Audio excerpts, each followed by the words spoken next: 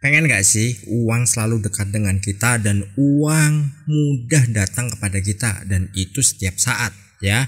Jadi apa yang kita inginkan, apa yang kita pikirkan itu semua menghasilkan uang. Kalau teman-teman pengen, nah video ini adalah salah satu masukan untuk teman-teman bagaimana uang itu akan selalu datang dan uang itu akan selalu mengalir kepada teman-teman. Entah besar dan kecilnya itu tergantung ya. Jadi kita tidak bisa memaksakan untuk datang langsung besar, tapi ini adalah melalui tahapan atau proses-proses yang harus dilalui, atau ini juga menjadi salah satu pemicu bagaimana uang itu akan dengan mudah datang kepada kita. Nah, ada beberapa tahapan yang memang harus dilakukan atau harus kita jalankan untuk kita selalu dekat dengan uang dan kita mendapatkan kemudahan-kemudahan dalam menghasilkan uang. Mungkin ada teman-teman yang berjualan, mungkin teman-teman ada yang mungkin freelance ataupun bekerja apapun, dan itu akan membuat kita dapat peluang-peluang baru yang bisa kita manfaatkan untuk menjadi penghasilan-penghasilan atau menambah tabungan kita atau untuk mencukupi kebutuhan kita.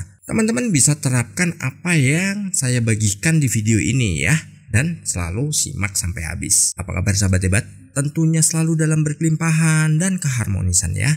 Bagaimana sih kita bisa dekat dengan uang dan kita memiliki uang yang datang dengan mudah kepada kita, dan itu datang dari berbagai sumber dan dari segala penjuru yang kadang itu tidak terduga. Yang tadinya kita nggak memikirkan sebuah peluang atau kita sudah melupakannya saat kita pernah memberikan tawaran kepada orang, tiba-tiba kita dicari dan kita diminta untuk membantu dirinya atas apa yang pernah kita tawarkan. Nah, dari situ akan timbul yang namanya akibat, dan akibatnya itu adalah uang. Ada beberapa poin yang nanti akan saya sampaikan di video ini. Poin pertama adalah fokuskan pikiran pada kekayaan dan kemakmuran. Ini kita selain pikiran, kita juga harus melibatkan perasaan juga, alias emosi. Emosinya bagaimana? Bukan emosi yang marah-marah, banting-banting, tapi kita melibatkan rasa bahwa kita sudah memiliki semua itu. Kita fokus pada kekayaan dan kita fokus pada kemakmuran atau keberlimpahan yang mungkin belum didapatkan, tapi kita fokuskan bahwa itu sudah kita miliki dan itu sudah kita dapatkan dengan mudah, dan kita bergaya hidupnya, gaya perasaan kita bagaimana bahagianya, kita mengolah rasa kita saat kita berbagi itu bagaimana. Nah, dari situ kita mendapatkan kemudahan-kemudahan yang nantinya itu akan menjadikan sebuah tarikan dari pikiran kita, dari apa yang udah kita pancarkan itu menjadi sebuah kenyataan. Dan tentu saja ya, kita tidak bisa memaksakan waktu. Kadang ada orang yang memaksakan waktu, harus saat ini juga, harus besok, harus tanggal sekian. Gak bisa seperti itu. Kita fokus aja di situ dan biarkan prosesnya itu bekerja. Jadi biarkan semesta itu menyatukan dirinya dengan frekuensi kita, dan dirinya akan berusaha mewujudkan bagi kita. Kalau kita memaksakan, wah namanya dipaksakan gak enak. Apalagi Anda nih, misalkan ada pasangan atau siapapun atau bos Anda dipaksa untuk mengerjakan sesuatu yang Anda sendiri gak nyaman. Kita akan berusaha menolaknya dan berusaha kita menghindarinya. Itu juga yang akan dilakukan semesta kepada kita. Kalau kita memaksakan harus tanggal sekian, harus bulan ini, harus tahun ini, nah itu justru akan semakin jauh. Dan kalau kitanya udah nikmati aja prosesnya, bagaimana kita santai dan kita tetap melakukan aktivitas seperti biasanya, tapi dalam pikiran kita dan emosi kita alias perasaan kita itu merasa bahwa kita ini udah mendapatkan dan udah memiliki apa yang kita inginkan, apa yang menjadi impian kita.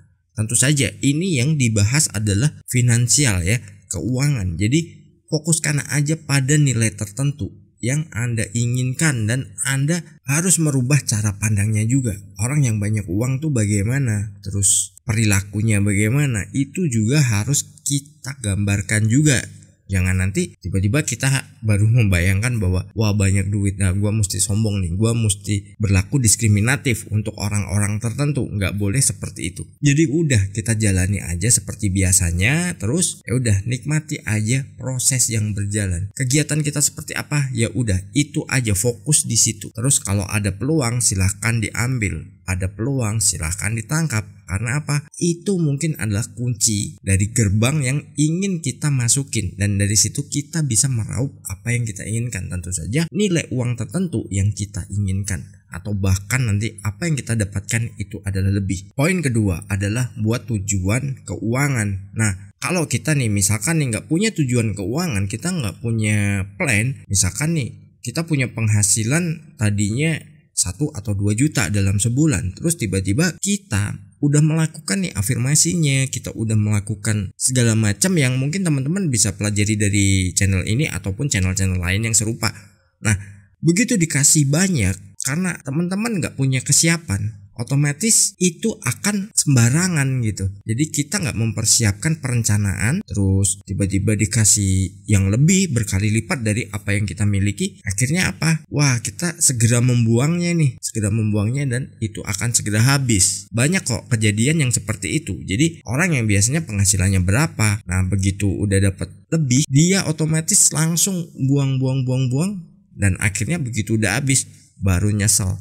Nah, seperti itu, karena kita meminta, kita mempercayai, kita menerima, dan kita harus merawatnya. Kalau kita nggak melakukan itu dan kita nggak punya perencanaan keuangan, sekali kita dikasih besar, udah juntrungannya nggak jelas, kita akan buang-buang gitu. Jadi kayak misalkan yang hal-hal yang nggak perlu, akhirnya jadi kita masuk ke situ. Terus barang-barang yang sebenarnya nggak kita butuhkan, itu justru akan kita utamakan. Kita lupa akan fokus dari perencanaan. Misalkan punya penghasilan yang tadinya berapa, terus dikasih lebih berkali lipat. Nah, dari situ kalau kita nggak mempersiapkan diri, itu justru apa yang kita inginkan saat kita memiliki uang tersebut dengan nilai yang lebih besar itu justru akan kita abaikan. Kita akan melakukan hal-hal yang itu sebenarnya sia-sia, hal-hal yang nggak ada jangka panjangnya bagi kita. Jadi kita harus berhati-hati. Jadi perencanaan itu penting sekali ya. Dan yang ketiga adalah fokus pada tindakan atau action. Karena kita melakukan afirmasi, kita melakukan visualisasi, kita libatkan vibrasi, kita nggak ada actionnya, jalannya nggak keluar dan gerbangnya nggak akan terbuka. Contoh begini ya, misalkan kita udah afirmasi nih, kita melibatkan vibrasi dengan sangat serius, tapi begitu ada tawaran atau ada peluang, kita nggak pernah mengambilnya, atau kita justru berpikir negatif bahwa wah ini jebakan, ini nggak mungkin, ini nggak nyata. Nah, itu justru yang akan membuat itu semua batal dan semua itu cancel.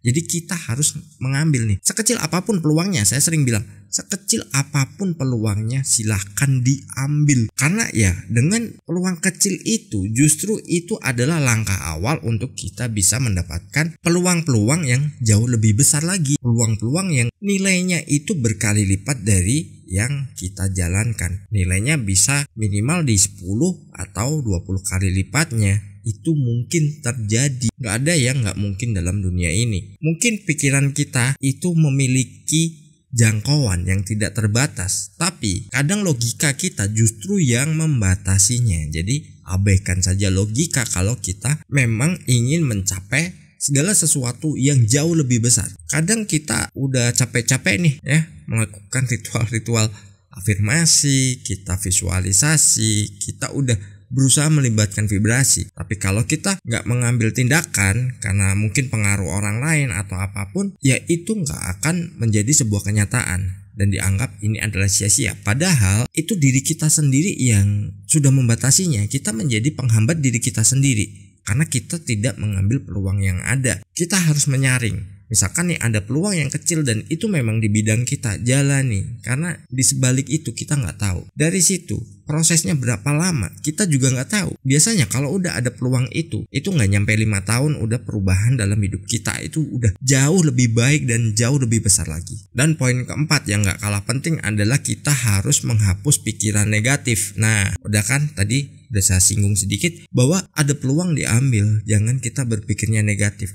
Nah, berpikir negatif yang di sini adalah kadang kita ini berpikirnya bahwa nggak mungkin lah, nggak bisa lah, kata si itu begini, kata si itu begitu. Itu justru yang menjadi pikiran negatif datang dari diri kita sendiri. Karena apa? Kita nggak yakin dengan apa yang ingin kita raih dan ingin kita capai. Dari situ yang namanya law of attraction itu berjalan sebaliknya. Bahaya, serius. bahaya. Bukan saya menakut-nakuti, bukan saya mengancam, tapi law of attraction kalau kita berpikirnya kebalik itu bahaya. Karena dengan kita berpikir positif itu terjadi, kita berpikir negatif itu juga terjadi. Makanya sama-sama terjadi, kita lebih fokus ke hal-hal yang positif saja. Karena apa? Hal positif ini sesuatu yang kita inginkan. Contoh, kita melemparkan bola ke atas, pasti balik lagi ke bawah, ya, karena adanya hukum gravitasi. Begitu juga dengan law of attraction, itu sama halnya hukum gravitasi. Karena apa? Apa yang sudah kita lempar dari pikiran kita, itu akan kembali lagi pada kehidupan kita. Dan itu menjadi sebuah realita yang kita sudah tidak bisa mengelak lagi. Karena dengan berpikir positif dan negatif itu hasilnya sama, lebih baik kita berpikirnya hal-hal yang positif. Hindari pikiran-pikiran negatif. Toh meski itu kadang datang, itu muncul, segera ambil tindakan, abaikan, buang jauh-jauh pikiran-pikiran negatif, entah itu datang dari diri kita atau dari luar diri kita. Lalu poin kelima adalah abaikan kata orang. Abaikan kata orang nih kenapa sih kok bahaya banget? Nah, sebenarnya gini, kita mengabaikan kata orang itu adalah kata-kata yang mereka bilang itu adalah sesuatu yang membuat kita ini tidak bertumbuh, membuat kita ini tidak maju. Contoh nih, misalkan kita belajar sesuatu, dibilang wah itu nggak benar, itu kamu dibohongin. Kita baca buku, misalkan buku ya apapun, itu dibilang bukunya itu tipu-tipu tuh, itu begini begitu. Nah itu kata orang, sedangkan dirinya itu bukan pelaku di situ, dan dirinya nggak bisa menjamin hidup kita untuk jauh lebih maju lagi dan merubah lah minimal. Itu nggak bisa, karena kata orang ini seringkali itu masuk ya, kita masukkan dalam pikiran kita, dan dari situ itu akan menjadi sebuah program yang membawa kita menjadi apa yang orang itu bilang. Makanya di sini saya selalu bilang kita harus selalu berpikir positif. Kita harus menjauhi segala sesuatu dari pikiran kita itu yang negatif, karena hasilnya sama. Jadi teman-teman bisa lakukan ya satu persatu untuk hal apapun. Sebenarnya ini untuk hal apapun bisa dilakukan. Contoh, kalau nggak percaya, coba pikirkan sebuah makanan yang Anda sukai terus menerus dan rasakan tuh rasanya bagaimana, Anda bahagianya bagaimana saat memakan itu. Nanti entah waktunya kapan, tiba-tiba Anda akan mendapatkan itu. Entah dikirimi seseorang, entah Anda pas keluar dengan teman Anda atau keluarga Anda, itu diajak makan apa yang sudah Anda pikirkan tadi. Nah, itu adalah sebuah hasil dari gambaran yang sudah kita ciptakan. Jadi kita harus senantiasa berpikir yang positif dan menghasilkan sesuatu yang positif juga. Jangan lupa kita harus mengambil tindakan apapun itu, meskipun kecil. Kalau itu namanya peluang, sikat aja, ambil dan jalani prosesnya. Sukses berlimpahan.